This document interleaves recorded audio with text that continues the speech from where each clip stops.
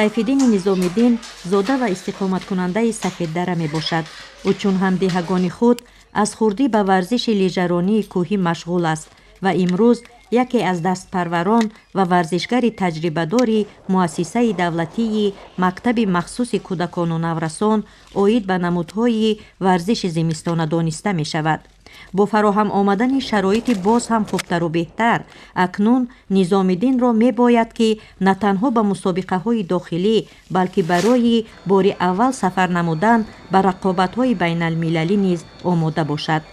шароиташ нопурра буд. ҳозир ба кӯмаки президенти ҷумҳурии Тоҷикистон муҳтарам Эмомалӣ Раҳмон шароит муҳайё кардагианд барои мо варзишгарон. мо кӯшиш мекунем ки ҳамин шароита сарфакорона истифода бурда чи дар дохили кишвар, чи берун аз кишвари худмон парчами Тоҷикистонро барам бардорем. баъд аз тамрину таҷдид ва дар сатҳи зарурӣ ба роҳ мондани фаъолияти мактаби махсуси кӯдакону наврасон оид ба намудҳои варзиши зимистона ба хусус лижаронӣ беш аз 100 нафар майл ба омӯзиш ва азбаркунии ин риштаи варзишро кардаанд ки аксарашон кӯдакону наврасонанд. мураббиёни муассисаи мазкур бо хоҳишмандон машқҳои дастаҷамъиро ҳам ба таври назариявӣ ва ҳам амалӣ ба роҳ мондаанд ки аз миёни онҳо чеҳраҳои нав ва варзишгарони болаёқатро кашф намуда барои мусобиқаҳои байналмилалӣ омода хоҳанд кард. имрӯз омодагии бачаҳо ба варзиши зимистона ҷалб намудани ҷавонон ба ин намуди варзиш хеле дар сатҳи баланд ҳаст, барое ки шумо шоҳиди ҳол ҳастед ки имрӯз аз ҷамоати зиддияи ноҳияи Варзоб 20 нафар варзишгаре ки дӯстдорони варзиши лижаи кӯҳӣ ҳастанд иштирок доранд дар маҷмӯаи лижарони Сафеддара ва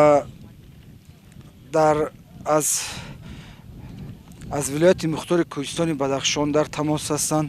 мумкин рӯзҳои наздик иштироки оям машқ ва бо кӯмаки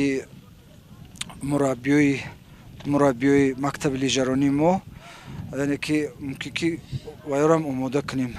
маросими мусобиқоти зимистона иштироки дастпарварони мактаби лижаронии кӯҳии тоҷик дар якчанд мусобиқоти минтақавию ҷаҳонӣ дар назар аст. ҳамин тариқ дар доираи омодагиҳо ва тарбияи варзишгарони касбӣ рӯзи 24 январ 2 нафар лижарони тоҷик дар мусобиқаи байналмилалӣ ки дар давлати Покистон баргузор мегардад иштирок мекунанд. дар рӯзҳои охири моҳи ҷорӣ бошад боз 5 нафари дигар ба ҷумҳурии Қазоқистон сафар мекунанд.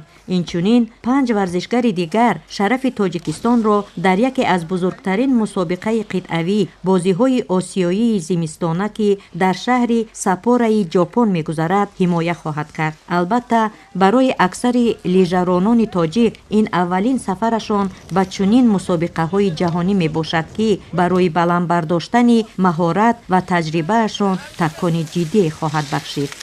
мо ҳамаи кӯшишҳоро ба харҷ дода истодаем ки ҳамин намуди варзиш ривоҷ ёбад ва ҳамаи ҷавонони мо, ҳамаи тоҷикистонияни мо ин намуди варзишро дӯстдорӣ кунанд ва кӯдакони худро оварда ба ин намуди варзиш омода кунанд барое ки дар дигар давлатҳо фақат орзу мекунанд.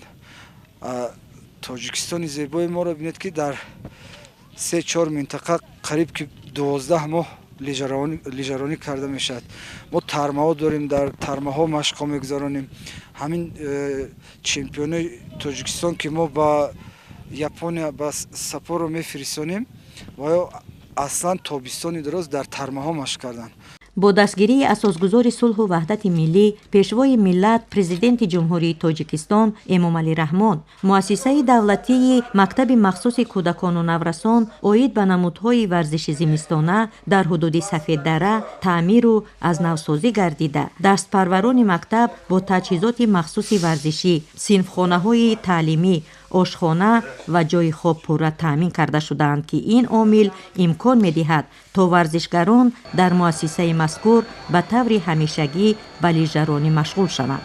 маъруфҷони миралӣ низ чун дигар варзишгарон акнун ҳамарӯза вақти зиёди худро ба лижаронӣ сипарӣ мекунад ва орзуи варзишгари касбӣ шуданро дорад.